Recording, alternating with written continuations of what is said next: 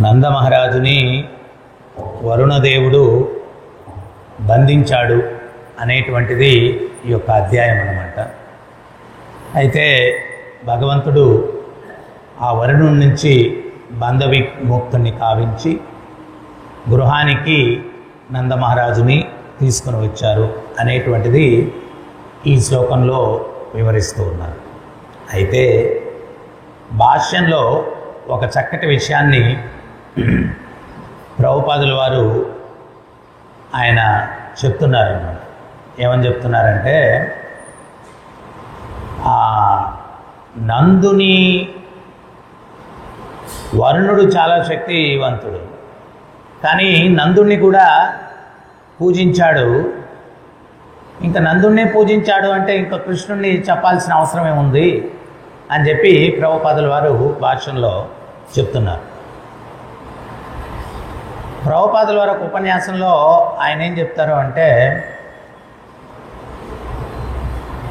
భక్తి యోగంలో కృష్ణ చైతన్యంలో పరమోత్కృష్టమైనటువంటి గమ్యం ఏంటి అంటే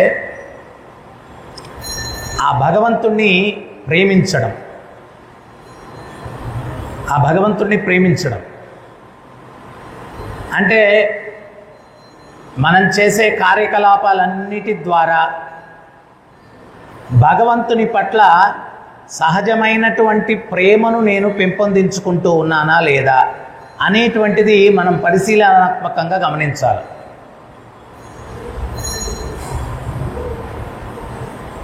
తేషాం సతతయుక్తానాం భజతాం ప్రీతిపూర్వకం దదామి బుద్ధియోగం తం ఏన మాం ఉపయంతితే. తేషాం సతతయుక్తానాం భజతాం ప్రీతిపూర్వకం.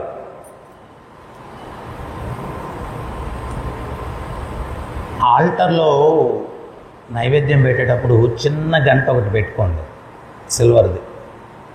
ప్రభుపాదులు చెప్పారు, ప్రవచనం జరిగేటప్పుడు ఇంత పెద్ద గంట తీసుకొని ఇంక ప్రవచనం కూడా ఎవరికి అర్థం కాకుండా చెప్పేవాళ్ళకి కూడా ప్రతి ఒక్కరికి ప్రతిరోజు చెప్పాల్సిన అవసరం లేదు. ఇన్స్ట్రక్షన్ ఏదైనా ఒక రోజు వస్తే అందరూ మాట్లాడుకొని ఫాలో అవ్వండి దాన్ని. సో ప్రభుపాదులు వారు చెప్పడం ఏంటి అంటే, భగవంతుని పట్ల సహజమైనటువంటి ప్రేమను మనం పెంపొందించుకోవాలా. భక్తిలో గమ్యం అది. ప్రేమ అంటే ఏంటి? ప్రతిఫలాన్ని ఆశించకుండా సేవించేదాన్ని ప్రేమ అంటే. మనందరం కూడా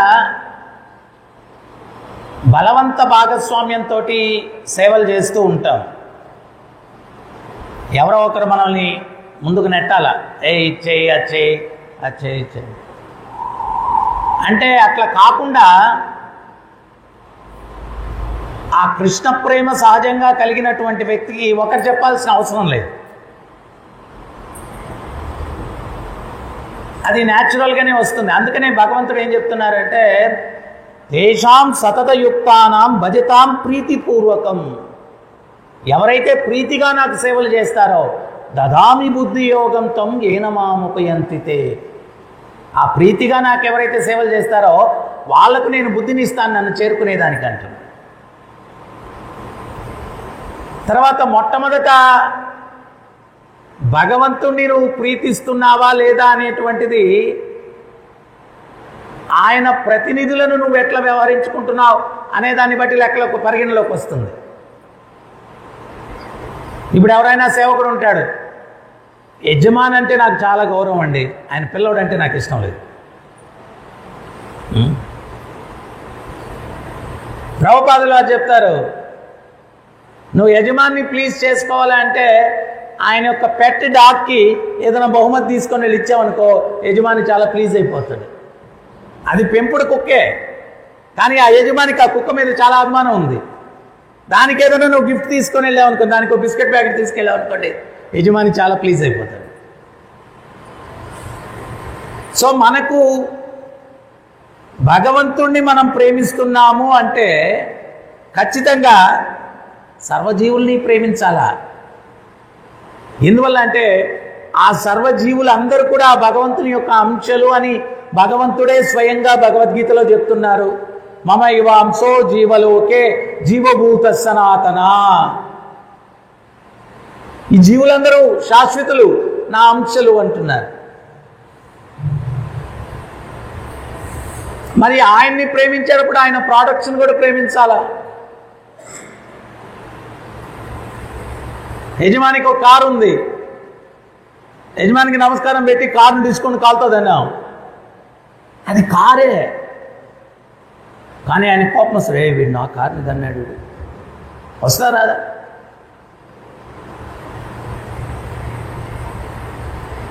ఆ ప్రేమతత్వం ఏ రకంగా ఉండాలా అంటే చైతన్య మహాప్రభు ఉదాహరణగా చూపించారు. ఆయన జారఖండ్ర అన్నటువంటి అరణ్యంలో ప్రయాణం చేసి వెళ్తూ ఉంటే, ఆయన సంకీర్తన చేస్తూ ఉంటే క్రూర మృగాలు సాధు మృగాలు కలిసిపోయి ఆయనతో పాటు సంకీర్తనలో నృత్యం చేస్తూ పాల్గొన్నాయి. అంటే మహాప్రభువులో ఉన్నటువంటి ఆ ప్రేమతత్వము ఆ చుట్టూ ఉన్నటువంటి జీవుల మీద కూడా ప్రభావం చూపించింది. మనలో ఇతరుల పట్ల అసూయ ద్వేషం ఎట్లుంటుందంటే, మనం ఏం మాట్లాడాల్సిన అవసరం లేదు, మనం వెళ్ళి అక్కడ నిలబడుకుంటే చాలు, పక్కనోడికి అన్ఈజీనెస్ డెవలప్ అయిపోద్ది అనమాట. అంత వికర్షణ భావన, బయటొచ్చాడా. కానీ మహాప్రభు ఆయన నృత్యం చేస్తూ ఉంటే, సంకీర్తన చేస్తూ, జింకలు పులులు రెండు కలిసిపోయి నృత్యం చేస్తున్నాయి. కలిసిపోయి హరే కృష్ణ హరే కృష్ణ కృష్ణ కృష్ణ హరే హరే హరే రామ రామ రామ హరే హరే. సాధు జంతువులు క్రూర జంతువులు రెండు కలిసిపోయాయి నృత్యం చేస్తూ, వాళ్ళ స్వభావాల్ని మర్చిపోయాయి. క్రూర జంతువు, ఆ జీవుడు క్రూర జంతువులో ఉన్నాడు కాబట్టి అది క్రూరంగా ప్రవర్తిస్తుంది. ఆ యూనిఫామ్ ప్రభావమే కానీ ఆ లోపల ఉన్న జీవుడి ప్రభావం కాదు అది. అసలు జీవుడి స్వరూపం ఏంటి? సంపూర్ణ ప్రేమతత్వంతో ఉండేటువంటి స్వరూపం. కానీ ఆ యొక్క యూనిఫామ్, ఆ పులి అనేటువంటి యూనిఫామ్లోకి ఆ జీవుడు వెళ్ళాడు కాబట్టి గాండ్రుస్తున్నాడు. మనం కూడా సాధన చేసి స్వరూప సిద్ధిని పొందామనుకోండి. స్వరూప సిద్ధిని పొందడం ఏంటి అంటే, మన స్వరూపాన్ని నిజంగా మనం పొందడం. మనందరి యొక్క స్వరూపం ఏంటి? సచ్చిదానంద విగ్రహ. సచ్చిదానంద విగ్రహ. సత్ శాశ్వతమైన, చిత్ సంపూర్ణ జ్ఞానం, సంపూర్ణ ఆనందమయం. ఇది మన స్వరూపం. సాధన చేసే కొంది నువ్వు నిజంగా సాధన పర్ఫెక్ట్గా చేస్తున్నావంటే స్వరూప సిద్ధిని పొందాలా? నీ స్వరూపాన్ని రియలైజ్ అవ్వాలి. నేను పులి కాదు, నక్క కాదు, తోడేలు కాదు, సింహం కాదు. జీవేర స్వరూపై నిత్యేర కృష్ణదాస్. జీవుని యొక్క స్వరూపం ఏంటి? కృష్ణుని యొక్క దాసుని నేను. నా యొక్క స్వరూపం ప్రేమ స్వరూపం. నా తండ్రి యొక్క స్వరూపం ప్రేమ స్వరూపం. ఆయన అంశగా నా స్వరూపం కూడా ప్రేమ స్వరూపం.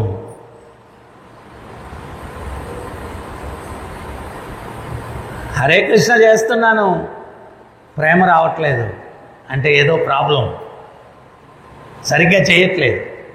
చేస్తే ఖచ్చితంగా ప్రేమ రావు. కడుపుకి నిండా ఆహారం తిన్నామంటే, జీర్ణ వ్యవస్థ బాగుంది అంటే శరీరానికి శక్తి రావాలి.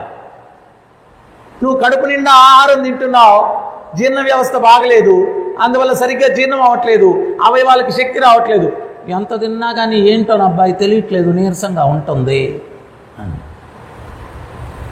మరి నువ్వు ఎంత భక్తి చేసినా కానీ ఆ ప్రేమతత్వం నీలో రావట్లేదు అంటే అక్కడ జీర్ణమయ్యేటువంటి, అది సరిగ్గా వంట పట్టట్లేదు నువ్వు చేసే సాధన, నువ్వు చేసే భక్తి. ఎందువల్ల అంటే నువ్వు దాన్ని సరిగ్గా చేయట్లేదు.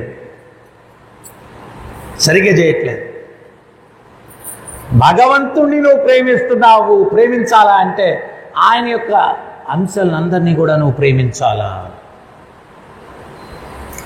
మరి మహాప్రభు ఆయన చూపించాడు, నిదర్శనంగా చూపించాడు. ఋషభదేవుడు ఆయన ఎక్కడికి వెళ్తే అక్కడ కొన్ని యోజనాల దూరంలో ఆ యొక్క ఆరాలోకి ఎవరైతే ప్రవేశిస్తారో ఆ వ్యక్తులందరూ కూడా సాధువులుగా మారిపోతున్నారంట వృషభదేవుని యొక్క ప్రభావం.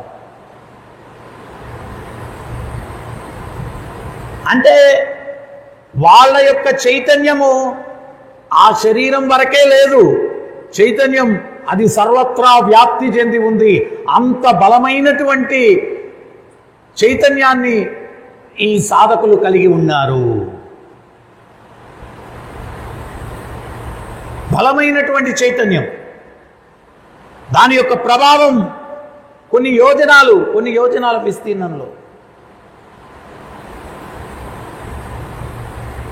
మొట్టమొదట మనం ఎదుటి వాళ్ళని ఇన్ఫ్లుయెన్స్ చేస్తామో లేదో, మనం ఎదుటి వాళ్ళ ఇన్ఫ్లుయెన్స్ వల్ల మనం మారిపోకుండా ఉండాలి. ప్రహ్లాదుడు తన తోటి గురుకులంలో ఉన్నటువంటి రాక్షస బాలులందరినీ కూడా ఇన్ఫ్లుయెన్స్ చేసి హరిభక్తులుగా మార్చేశాడు. మనం కానీ ప్రహ్లాదుని స్థానంలో ఉండుంటే వాళ్ళ ఇన్ఫ్లుయెన్స్కి మనం ప్రభావితం అయిపోయి పదండ్రా రాక్షస పిల్లల్లారా నరమాంసం తినేద్దామని.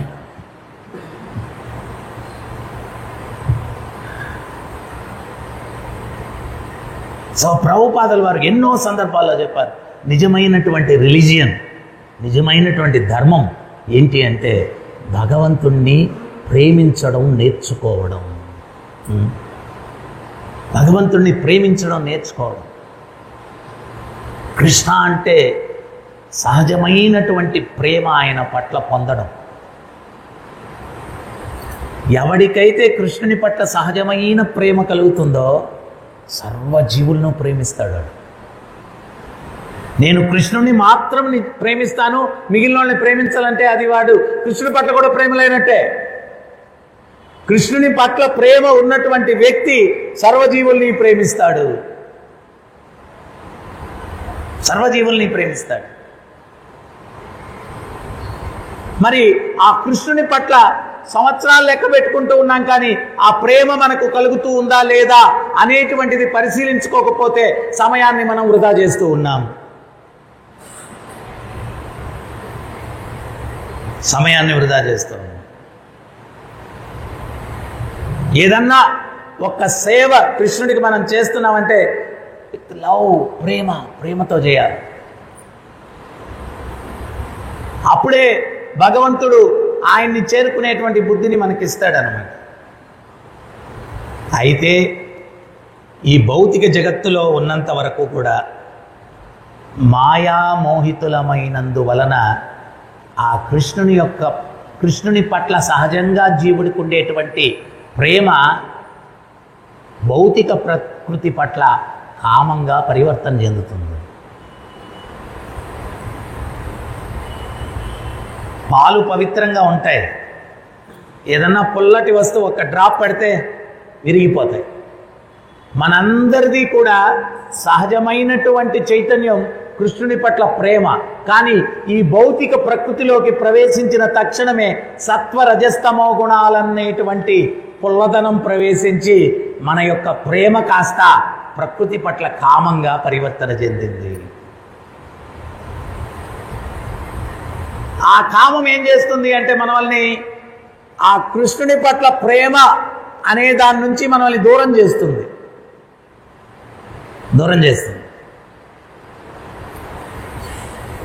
సో భగవంతుడు ఏం చేస్తాడు అంటే, ఎవరి మీదన్నా ప్రత్యేకమైన కరుణ ఉంటే వాడికి భౌతిక ప్రకృతి పట్ల విరక్తి కలిగేటువంటి పరిస్థితుల్ని ఏర్పరుస్తాడు.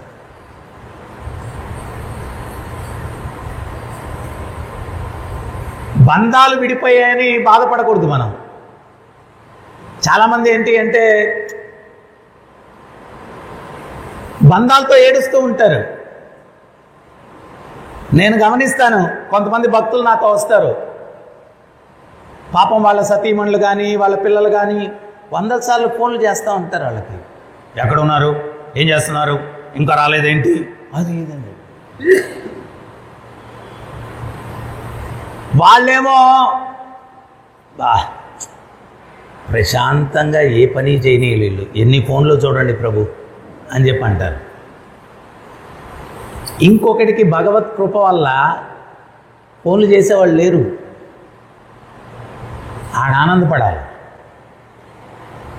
నన్ను ఎవరు డిస్టర్బెన్స్ చేసేవాళ్ళు నాకెవరు లేరని. మరి వీడు కూడా ఏడుస్తాడు, వాళ్ళందరికీ ఎవరో ఒకరు ఉన్నారు ప్రభు, నాకెవరు లేరు. రే నీకెవరు లేరంటే ఆనందపడు, ఆయన ఉన్నాడు నీకు. పట్టుకో, గట్టిగా పోయి పట్టుకో, పాదాలు పట్టుకో. నిన్ను లాగే వాళ్ళు ఎవరు లేరు ఆయనకి దూరంగా. ప్రభుపాదులు వారు ఉదాహరణ ఇచ్చారు. ఎండ్రకాయల బుట్టలో ఎండ్రకాయలు బతుకున్నా కానీ అమ్మేవాడు పారిపోతాయని చెప్పి వాడు అసలు ధ్యానం పెట్టడు. ఎందువల్ల అంటే ఒకటి ఎక్కుతా ఉంటే ఇంకోటి వెనకాల నుంచి ఎక్కడానికి ప్రయత్నించి ముందు దాన్ని లాగేస్తుంది. అవి బతుకున్నాయి పారిపోతాయని బాధపడ్డు. ఒక్కడు పొరపాటున భక్తిలోకి వస్తానంటే 100 మంది తయారవుతారు వాడిని వెనక్కి లాగడానికి. ఎండ్రకాయలు నీకెవరూ లేరు నిన్ను బాధించే వాళ్ళు, భగవంతుడిని చేరుకునే మార్గంలో నువ్వు వెళ్తానంటే ఆటంకపరిచే వాళ్ళు ఎవరు అని లేరు అంటే అది గొప్ప బహుమతి. నువ్వు అర్థం చేసుకో, గ్రేట్ గిఫ్ట్, గొప్ప బహుమతి. దానికి నువ్వు ఏడవకూడదు, మరే నాకెవరు లేరే నాకెవరు లేరు. ఎవరూ లేని పరిస్థితుల్లో నిన్నెందుకు భగవంతుడు పెట్టాడు అంటే నేనొక్కడినే నీకు దిక్కురా అని తెలియపరచడానికి పెట్టాడు. ఆ సత్యాన్ని అర్థం చేసుకో. నేనొక్కడినే నీకు దిక్కు. కానీ భౌతిక జగత్తులో కష్టం అనేది ఎందుకు అంటే నేను నిన్న కూడా ఉదాహరణ చెప్తూ ఉన్నాను. పిల్లవాడు వీధిలో తల్లిదండ్రులతో వెళ్తాడు, తండ్రి చేయి పట్టుకొని అంటాడు, వీడు చేయి దిలుచుకొని రోడ్డు మీద అటు ఇటు పరిగిస్తాడు. వాహనాలు వేగంగా అటు ఇటు తిరుగుతూ ఉన్నాయి. ఈ తండ్రి రే కారు గుద్దేస్తే వచ్చేయి అంటే వాడు రాడు. అక్కడ ఒక పెద్ద కుక్క ఒకటి బావు అని మీద పడుతుంది, వాడికి పరిగెత్తుకుంటూ వచ్చి గట్టిగా నాన్న పట్టుకుంటాడు. మనం కూడా ఈ మాయా ప్రపంచం చూసి భ్రాంతి చిత్తులమయ్యి అక్కడికి ఇక్కడికి పరిగిస్తూ ఉన్నాం. ఈ ఇంద్రియాలను తృప్తిపరచుకోవాలనేటువంటి ఉద్దేశంతో నాలుక మంచి మంచి తినాలని పరిగిస్తూ ఉన్నాం. కళ్ళు అందమైనవి చూడాలని పరిగిస్తూ ఉన్నాయి. స్పర్శను కోరుకుంటూ ఉంది. చెవులు ఏదో చెత్త వినాలని చెప్పి పరిగిస్తూ ఉన్నాయి. నాలుక ఏదో చెత్త మాట్లాడాలా, చెత్త తినాలా ఈ పిల్లోడు ఎట్లాగా తల్లిదండ్రులు వదిలేసి రోడ్డు మీద అటు ఇటు పరిగిస్తాడు. మనం కూడా ఈ ఇంద్రియ తృప్తి భోగ వాంఛతో అటు ఇటు పరిగిస్తా ఉన్నాం. పరమాత్మగా హృదయంలో కూర్చున్న తండ్రి, ఒరే పరిగెత్తద్దురా, యాక్సిడెంట్లు అయిపోతాయిరా నాయనా. మనం ఈ ఇంద్రియ భోగ భావనలో పరిగిస్తూ ఉంటే ఏంటి యాక్సిడెంట్ ఏంటి? కర్మ. ఆ కర్మ బంధనాల్లో చిక్కుకుంటావు, యాక్సిడెంట్లో చిక్కుకుంటావు. నువ్వు పరిగెత్తద్దు అని పరమాత్మ చెప్తున్నాడు. మనం వినట్లేదు. అప్పుడు పరమాత్మ ఏం చేస్తాడంటే కష్టం అనే కుక్కను వదులుతాడు. కష్టం అనే ఒక కుక్కను వదులుతాడు. ఆ కుక్క కష్టం ఎప్పుడైతే తరుగుతుందో అప్పుడు మనం మబ్బులు వీడిపోతాయి. అబ్బా ఇదేదో ఎంజాయ్మెంట్, అదేదో ఎంజాయ్మెంట్ అనుకున్నాం. ఏం లేదు, కష్టమే ఇక్కడ ఉండేదంట. మబ్బులు తొలగిపోతాయి. అప్పుడు పరిగెట్టుకుంటూ కృష్ణ అని పాదాల దగ్గర మళ్ళా 2-3 రోజులే అది. ఆ కష్టం నుంచి మళ్ళా తేరుకున్న తర్వాత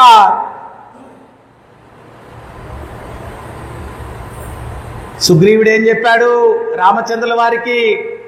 అయ్యా స్వామి, వాలి బారి నుంచి నన్ను కాపాడు, నా రాజ్యాన్ని నా భార్యను నాకు వచ్చేటట్టు చేయి. రామచంద్రుల వారు సరే, వాలి తొలగించేశాడు. ఈయనకుండే వాలి అనే అడ్డంకు తొలగించేశాడు.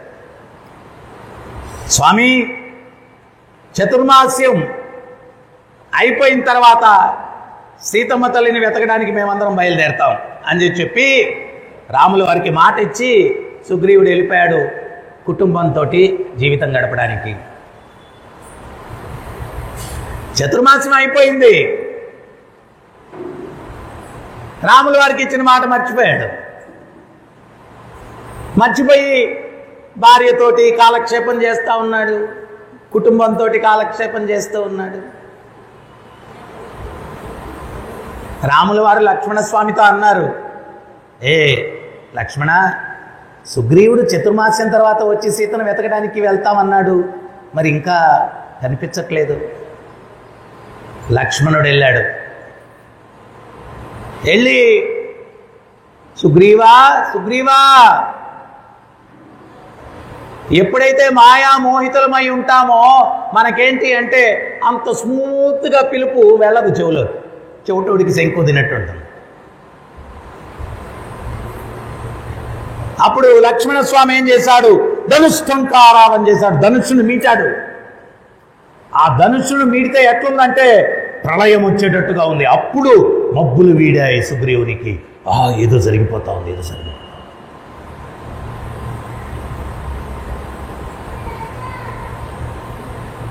అరే, ఆ స్వామి సేవా భాగ్యం దొరకడమే దుర్లభం. నువ్వు ఇచ్చిన మాట మర్చిపోయి మనం కూడా భక్తి మార్గం దొరికినప్పుడు ఎంత సీరియస్నెస్ ఉంటుంది. మొదటి రోజు మాల పట్టుకున్నప్పుడు మనం అపర భగీరథుడో అపర విశ్వామిత్రుడో వశిష్ఠుడో ఇట్లా కూర్చో, హరి కృష్ణ హరి కృష్ణ కృష్ణ కృష్ణ హరి హరి, వెరీ సీరియస్. పోగా పోగా పోగా హరే కృష్ణ హరే కృష్ణ.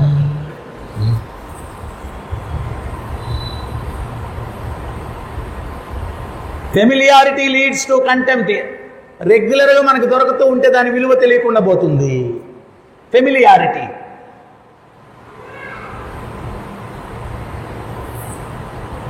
ఎక్కడి నుంచో వస్తారు స్వామిని దర్శించుకోవాలని చాలా సీరియస్గా, ఎక్కడి నుంచో వస్తారు ప్రవచనం వినాలా అని చెప్పి. కానీ మనకు రెగ్యులర్గా అవైలబిలిటీ ఉంటే ఇంట్రెస్ట్ లేదు. కానీ ప్రభుపాదుల వారు ఒక అద్భుతమైనటువంటి విషయం చెప్పారు. ఏంటది అంటే, మనం ఏంటి అంటే కొన్ని రోజులు గడిచిన తర్వాత నేను చాలా సీనియర్ స్టూడెంట్ అనుకుంటాం. కానీ ఈ మార్గంలో ఎవడు విజయం సాధిస్తాడు అంటే, ఏ రోజుకు ఆ రోజు నేను నూతన విద్యార్థిని అని ఎవడైతే భావిస్తాడో వాడు విజయం సాధిస్తాడు.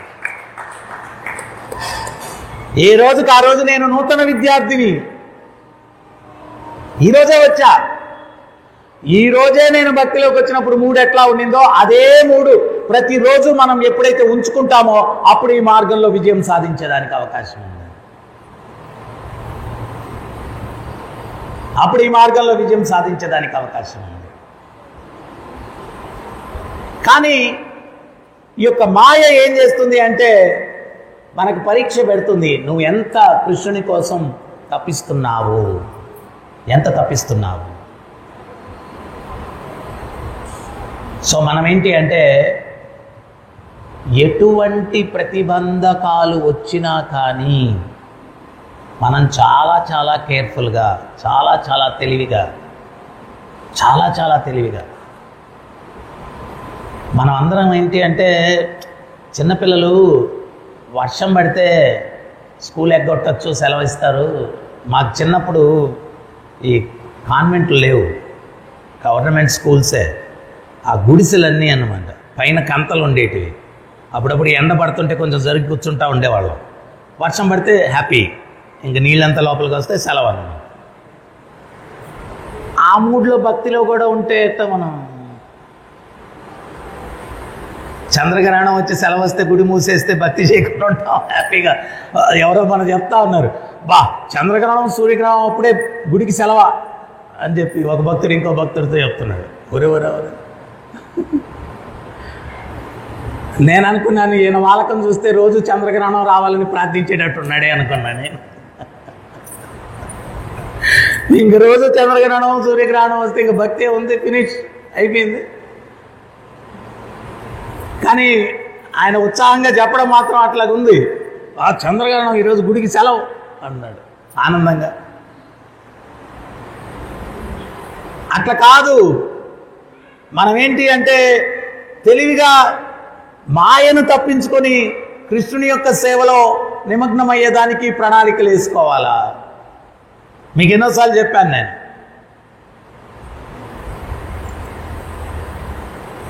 రావణాసురుడికి ఎవరో చెప్పారు,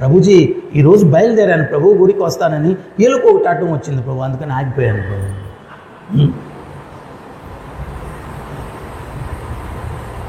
అరే నువ్వు ఎలుక వచ్చిందని ఆగిపోయావు. రావణాసురుడు డైనోసారస్ వచ్చాడు విభీషణుడు మింగేయడానికి. అది నిజంగా రామాని కదా వాడికి కనుక కన్విన్స్ అయితే ప్రాణం తీస్తుండేవాడు. డైనోసారస్ వాడు, కానీ తెలివిగా తప్పించుకున్నాడు. ఇది తెలివి.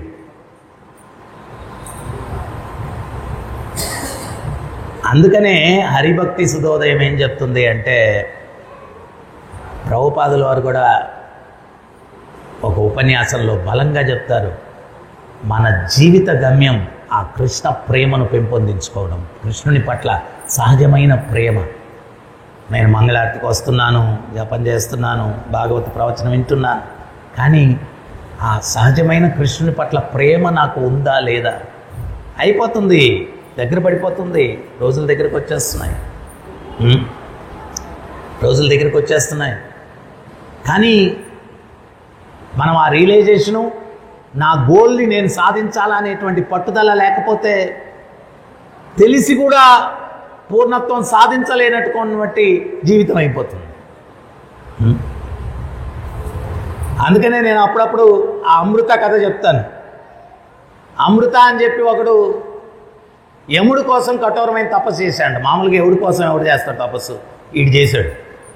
యముడు ప్రత్యక్షం అయిపోయాడు. ఏం కావాలరా నాయన, నా కోసం భలే తపస్సు చేసావు నువ్వు అన్నాడు. స్వామి నాకు మృత్యువు లేకుండా చేయండి, మృత్యువుకు దేవత కదా మీరు అన్నాడు. ఒరే నాకు కూడా లిమిటెడ్ టైం రా, నాకు కూడా మృత్యు ఉంది, నేను అట్లా ఇవ్వలేను ఆ వరాన్ని అన్నాడు.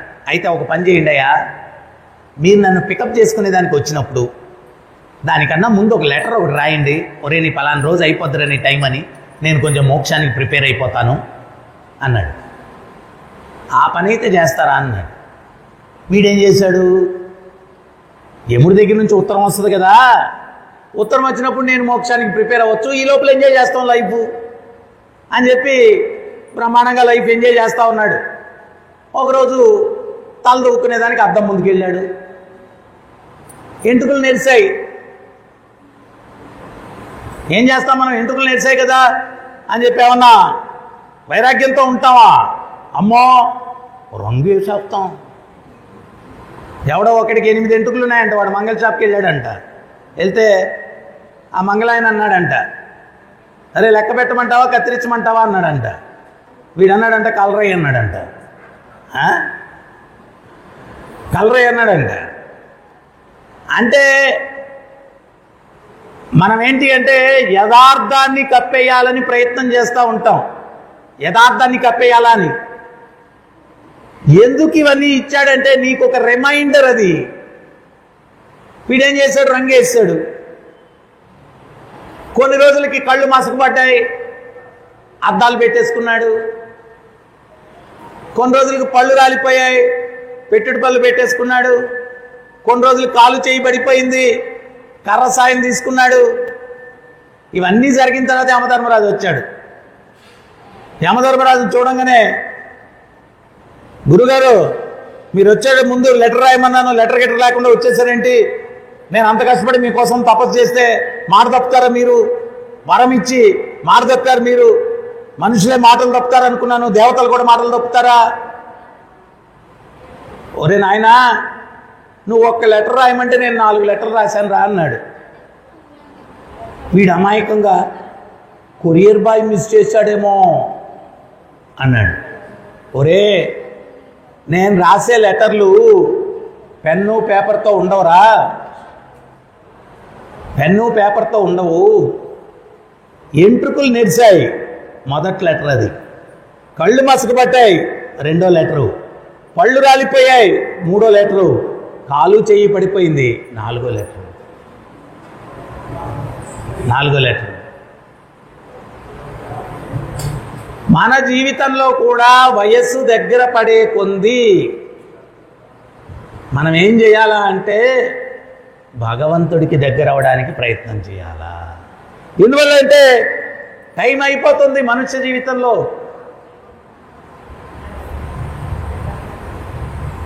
మరి 20 సంవత్సరాలు నేను భక్తిలోకి వచ్చి అయ్యింది, 15 సంవత్సరాలు అయింది, 10 సంవత్సరాలు అయింది, ఇంకా సహజమైన ఆ ప్రేమ కృష్ణుని పట్ల నాకు కలగట్లేదే, ఇంకెప్పుడు కలుగుతుంది?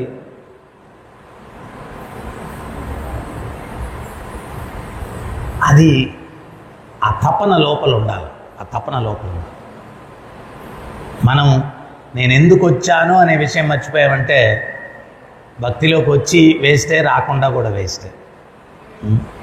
సో అందుకని మనం ఏంటి అంటే అనునిత్యం ఆ కృష్ణుని పట్ల ఆకర్షణ, ప్రేమ, భక్తి అది పెంపొందించుకునే దానికి ప్రయత్నించాలా. అందుకనే హరిభక్తి సుధోదయం చెప్తుంది, భగవద్భక్తిహీనస్య జాతి శాస్త్రం జపం తపం అప్రాణస్య హి దేహస్య ముండనం లోకరంజనం. భగవద్భక్తి అనేది లేకపోతే గొప్ప జాతిలో పుట్టి ఉపయోగం లేదు, శాస్త్రాలు చదివి ఉపయోగం లేదు, జపాలు చేసి ఉపయోగం లేదు, తపస్సులు చేసి ఉపయోగం లేదు. ఇవన్నీ కూడా శవాలంకరణ. సో అందుకని ఇక్కడ భాష్యంలో ప్రభుపాదుల వారి పాయింట్ ఏంటి అంటే నందమహారాజును కూడా ఈయన సేవించాడు. మరి నందమహారాజునే సేవించాడంటే ఇంకా కృష్ణుని గురించి చెప్పాల్సిన అవసరం ఏముంటుందా? వరుణుడు అన్నాడు. ఆ పాయింట్ మీద నేను ఎలాబరేట్ చేయడం జరిగింది. అంటే ఎవరైతే కృష్ణుని నిజంగా ప్రేమిస్తారో ఆయన అంశలైనటువంటి సర్వజీవుల్ని కూడా ప్రేమిస్తారు. మనం వ్యక్తుల్ని ద్వేషిస్తూ ఉన్నాము అంటే కృష్ణుని పట్ల ప్రేమ ఇంకా కలగలేదు అని అర్థం చేసుకోవాలి. మనం వ్యక్తుల్ని ప్రేమించగలుగుతున్నామంటే కృష్ణుని పట్ల ప్రేమ మనలో పెరుగుతుందని అర్థం చేసుకోవాలి. సో అందువల్ల అల్టిమేట్గా భక్తి మార్గంలో ఆ కృష్ణుని పట్ల సహజ ప్రేమను పెంపొందించుకోవడమే భక్తిలో పరమోత్కృష్టమైనటువంటి స్థితి అన్నమాట. మరి అది పొందాలా అంటే శుద్ధ నామాన్ని మనం చేయాలా, శుద్ధ శ్రవణం చేయాలా, శుద్ధ సేవ చేయాలా. అప్పుడు ఆ యొక్క లక్షణాలు మనలో పెరుగుతాయి. హరే కృష్ణ. ఎవరికైనా ఏమైనా సందేహాలు?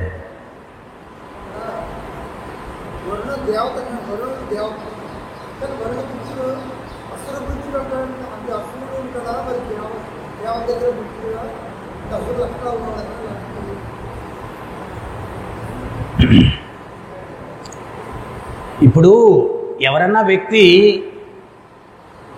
దేవత, దానవుడు అని దేన్ని బట్టి అంటారంటే వాడిలో ఉండే లక్షణాలు. ఏం కోరలు కొమ్ములు ఉండాల్సిన అవసరం లేదు, చైతన్యం.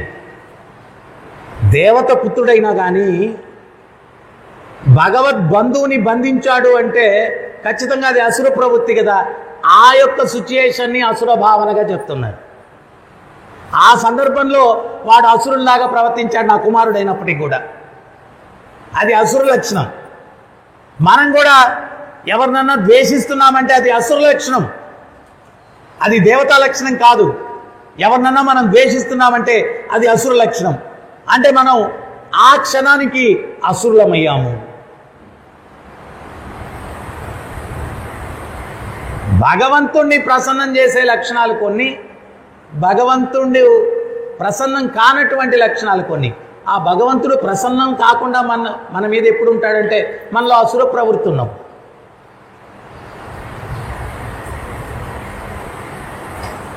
కలియుగంలో ఉన్నటువంటి ప్రాబ్లం అదే.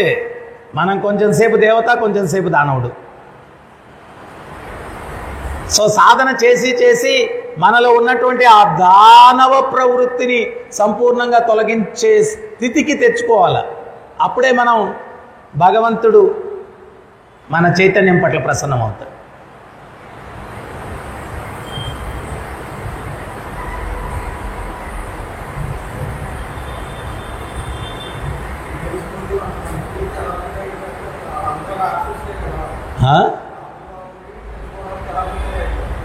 రాముల వారిని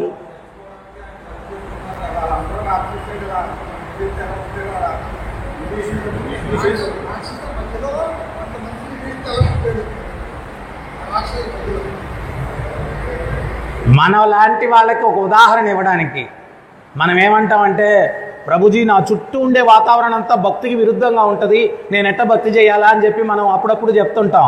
సో విభీషణుడు నీకు ఉదాహరణ, ఆయన అడుగుజాడలో నడువు, అప్పుడు నువ్వు కూడా ఉద్ధరింపబడతావు విభీషణ్ లాగా అని ఒక ఉదాహరణ మనకు చూపించడానికి విభీషణుడు ఆ రాక్షసుల మధ్యలో పుట్టాడు.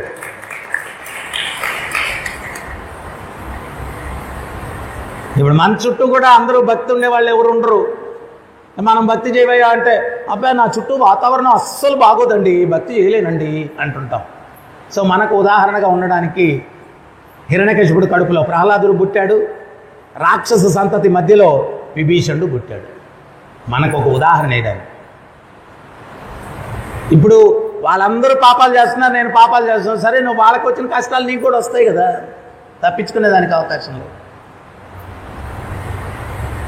జడ్జి అడుగుతాడు, నువ్వు దొంగతనం ఎందుకు చేశావంటే, నా పక్కనోడు చేశాడండి అందుకని చేశానంటే, వాడికి శిక్ష పడింది నీకు కూడా పడుతుంది అంటాడు. నా పక్కనోడు చేశాడు కాబట్టి నేను చేశాను అన్న దానివల్ల ఎక్స్క్యూజ్ ఏం కాదు అది.